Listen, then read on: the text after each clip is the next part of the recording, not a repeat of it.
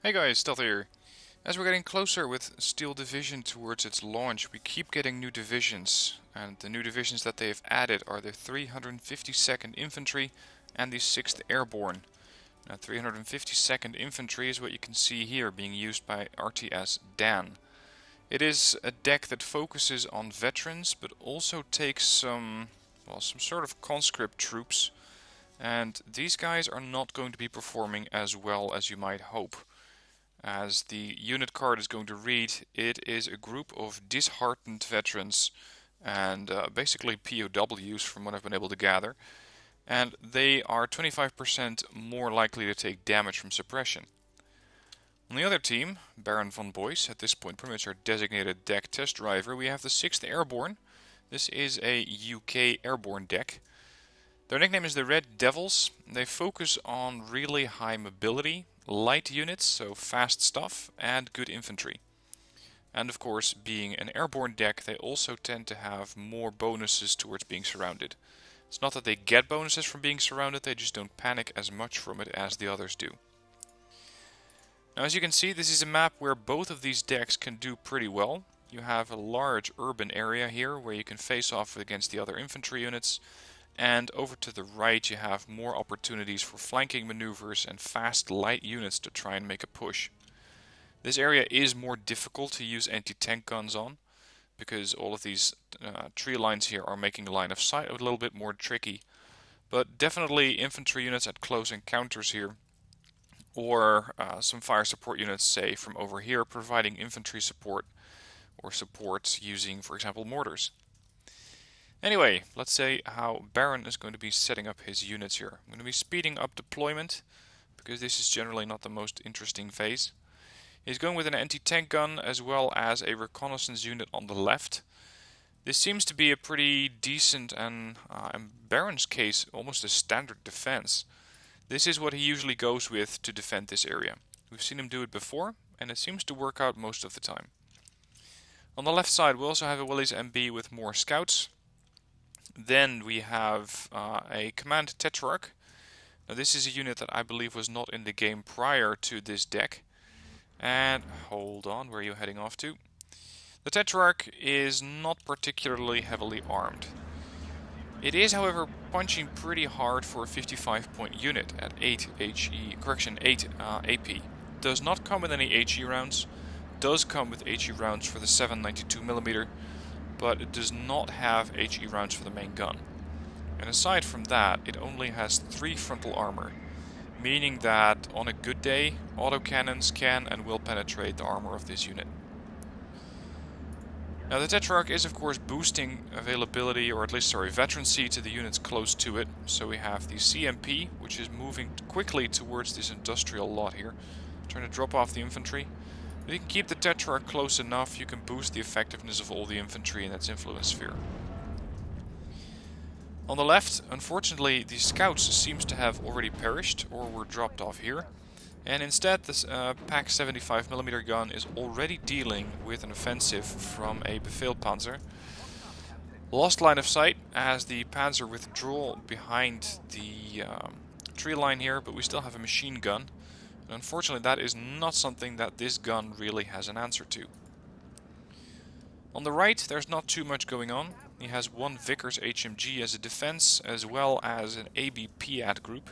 This is an anti-tank group consisting of only 2 guys. Normal optics, very good stealth, so you can use these guys as ambushers. So if a vehicle does come very close to these guys, then they're going to take it out with one shot. Most of the time, that is.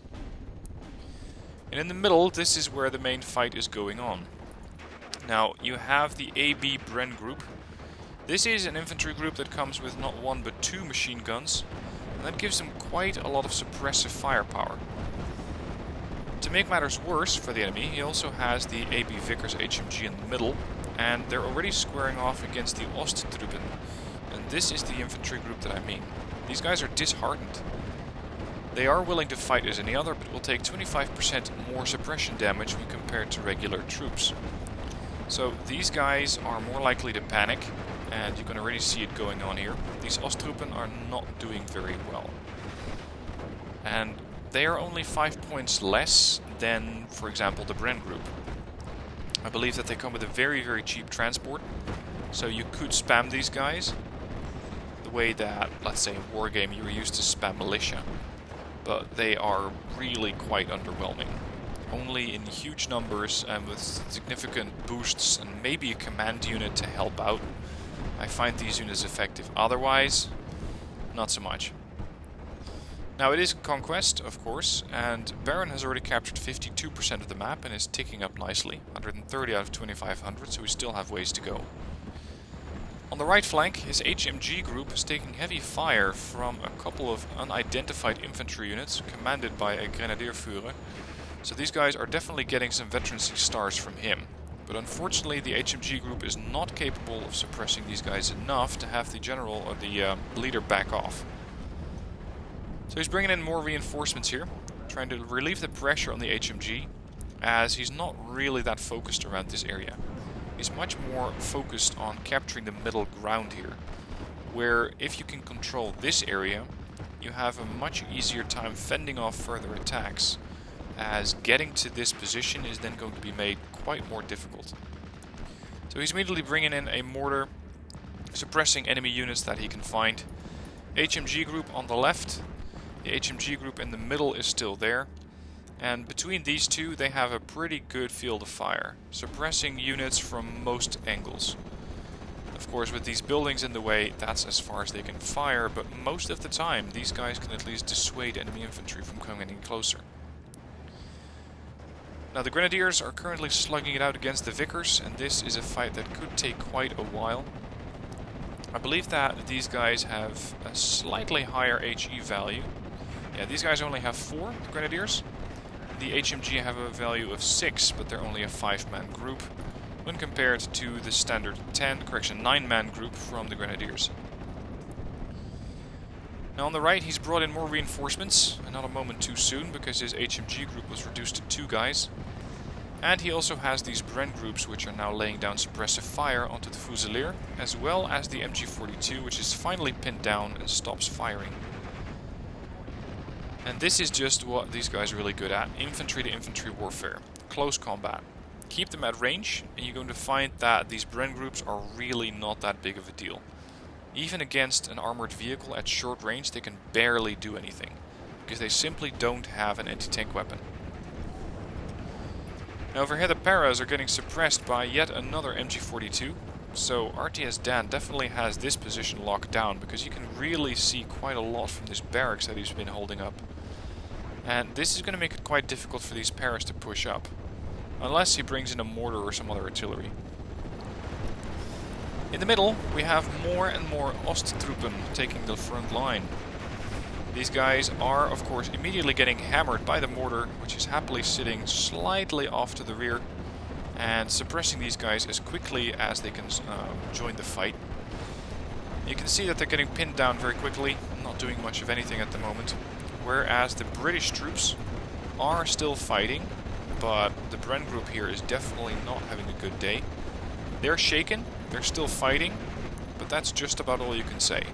They're down to 2 guys, but so far they are getting the kills. And as he moves up with this group towards the middle, he also has a Bren group flanking. But these guys apparently cannot quite see the structure that these guys are in, the Osttruppen, so while he has a good position here, and has been able to puncture a pretty nice hole in the enemy line, he's not actually getting a good line of fire on these Osttruppen yet. On the left there's not that much going on. We still have the surviving Pak 75 in a defensive position here, where if an enemy armored unit comes around this tree line, it's immediately going to get smacked by the Pak 75. And towards the middle, or slightly more towards the right on the road here, we have the Tetrarch. This is the command Tetrarch that we saw before. Still operating. Actually, it might be a new Tetrarch, come to think of it. The Tetrarch still boosting command stars towards units that are cooperating close to it. And we have, for example, these scouts, which are again punishing Osttruppen with support for more Paras as well as a Vickers Jeep. These guys just panic immediately. They very quickly get suppressed, pinned down, and Blue just gets to keep moving up. He also has some more Pathfinders in the rear, as well as the Piat anti-tank group, But so far there does not seem to be an overly nice presence of enemy armor yet. Towards the middle, one of these buildings has caught fire and has burned down, making it so that the red units can no longer take control of the building. The next building seems to be on fire already, could be going down quickly. And as yet another Osttruppen is defeated, another Osttruppen takes up position there. And we finally get line of sight on the leader unit that they have over here. We can neutralize these, then the Osttruppen are going to panic even more quickly. So the mortar, unfortunately, out of HE rounds is not very helpful at this stage. But we still have the HMGs on the left flank, the right flank, and we have the Bren groups with their own machine guns. Everybody's firing, trying to keep these guys at bay and keeping a hole in the enemy lines. The enemy lines are not doing that well. Baron has already captured 55% of the map and is now at 465 points. Now, if you're dealing with an enemy air group like this, the Red Devils, the 6th Airborne, don't fight them on their terms. Don't fight them in a position like this, because this is a position where especially the Osttruppen just will not stand up to the British. If you see something like this, try pushing along this road, because the only unit that they currently have down here is a Pathfinders group, Paras, one retreating leader group, and the Tetrarch Little John. Now this is an interesting little unit here. It has a price tag of 60 points, but a gun of 14 AP. Of course the trade-off is pretty bad off-road speed of 33 and only 3 frontal armor. So again, an autocannon will penetrate this unit at the right range. But these things in phase A can deliver an immense amount of firepower for only that little price tag of 60 points. So they're very, very cheap, and they only really need to kill either a couple of transports or maybe an armored unit such as the Panzer 35R. If he can get a good shot at this one, he's going to get a kill. The question is, who's going to fire first? If the Tetrarch fires first, then he dies, but if the Panzer gets to fire first and actually hits the Tetrarch, then the Tetrarch dies because it does not have enough armor to stand up to the gun. Unfortunately, at this moment they seem to be slightly out of range, as this thing only has a range of 800 meters. And that is a problem when compared to the Panzer 35 at a range of 1000 meters. So while these things have a very punchy gun, you need to get close. And that is what could be a problem in this position. Trying to get close enough. A nice napalm strike came in there, burning these buildings and making life very difficult for the MG42 as well as the Fusiliers that were hiding in here. Unfortunately, the Little John cannot really make use of that, as it too, like the Tetrarch, does not get HE rounds. So instead, they're trying to get some damage in on the Panzer 35.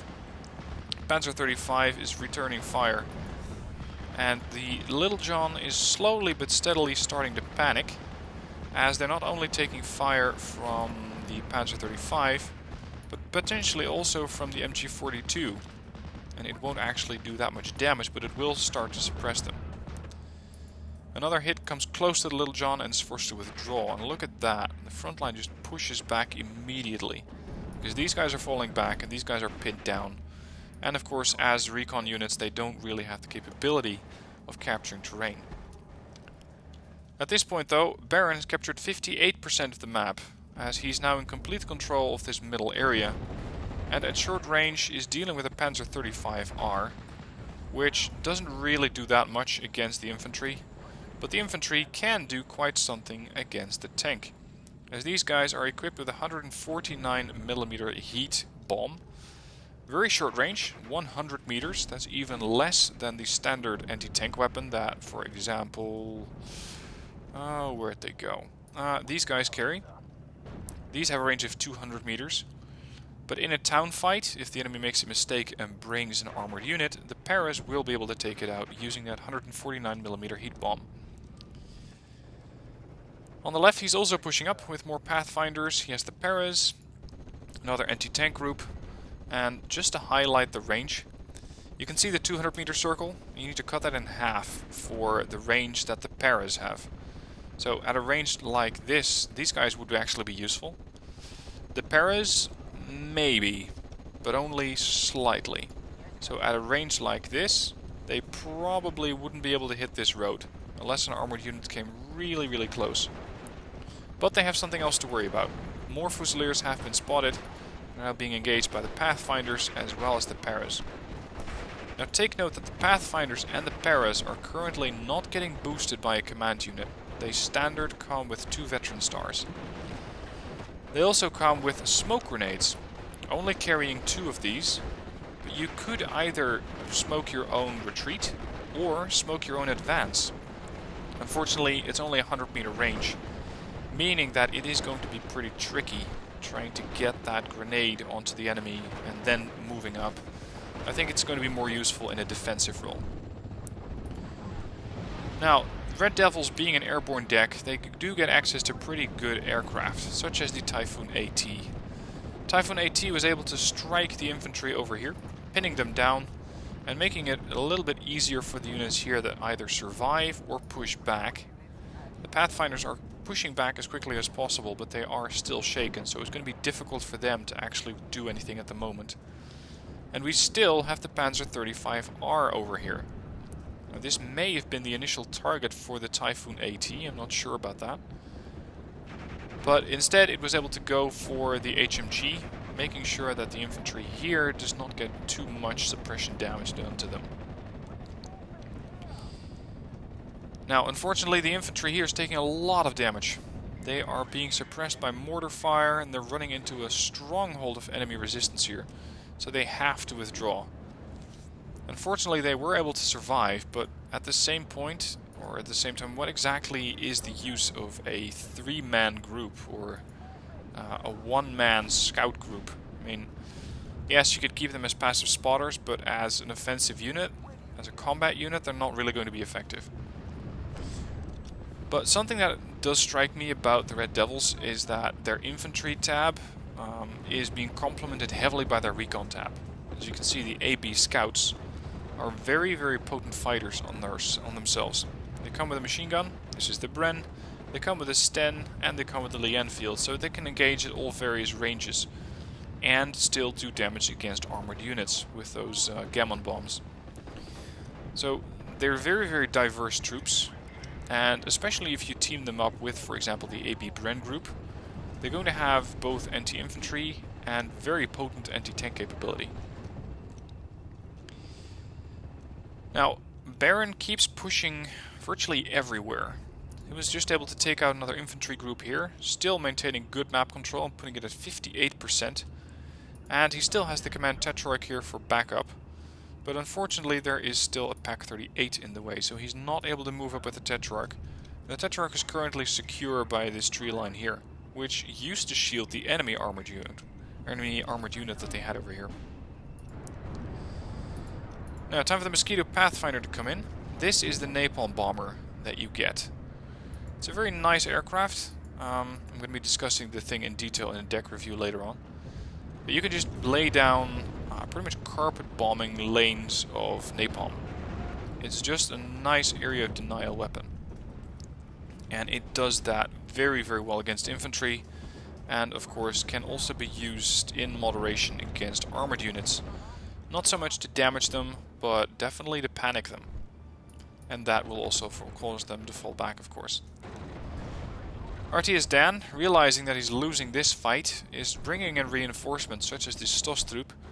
Unfortunately, these guys are immediately getting welcomed by the Paras, the Bren group, as well as another Bren group, which is unfortunately starting to run a little low on their ammunition. Especially the Lee Enfield is going belly up at 18 out of 360 rounds. But it doesn't really matter, as Baron is already more than halfway through his victory.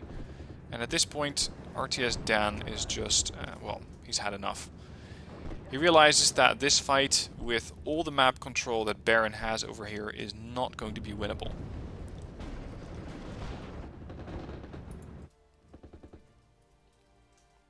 So there we go. Now, Baron was able to do 950 points in kills versus 280 points in losses. I blame this to some extent on the Osttruppen. Just look at how many of these guys there were, and how little they actually were able to do. They were basically a little bit of a roadblock for the enemy infantry, so for the Bren groups, for the Paras, right up until that they got fired at. That's when they almost rolled over and started panicking immediately. So be very, very careful as you're using the Osttruppen in your deck. Alternatively, if you have a replay where you do make good use of these guys, be sure to send it in, because I haven't been able to make them work yet, but maybe you have, and I'm very interested in seeing a replay where you do just that. So be sure to send that in, and the link to do so is in the description down below.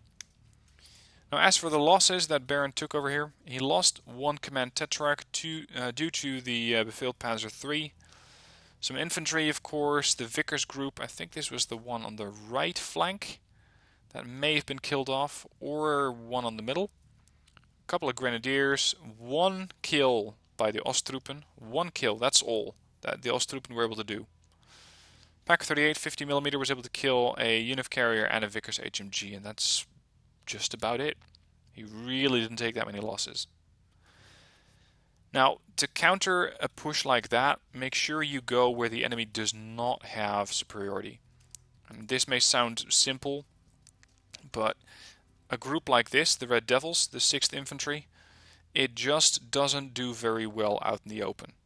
So if you have a unit going up against you that will absolutely wreck your forces inside a town, make sure you don't go inside the town.